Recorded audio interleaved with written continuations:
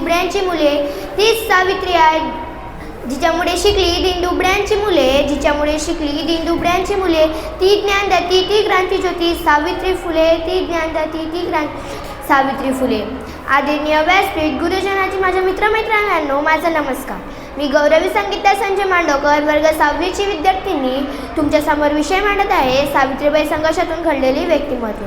मित्रांनो, आज आपण अशा एका व्यक्तिमत्वाची आठवण करत आहोत ज्यांनी समाजाला सुदृढ बनवण्याच्या कल्पनेने हादरा दिला.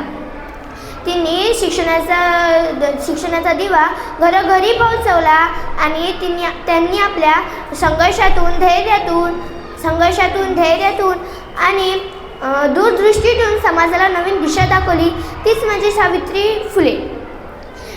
ज्या काळात स्त्रियांना शिक्षण घेणे हा गुन्हा मानला जात होता, त्यावेळी सावित्रीबाई स्वतः शिक्षण घेतले आणि शिक्षिका बनवण्याचा धाडस दाखविला.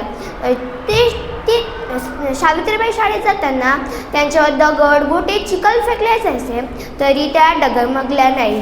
शिक्षणाच्या स्वर्गाचे जिने उघडले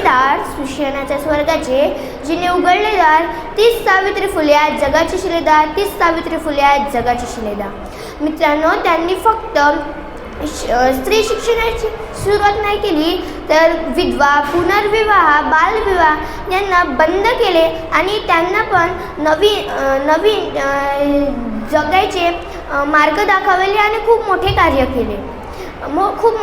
केले. सावित्रीबाई हे फक्त नाव नाही, तर एक प्रतीक आहे.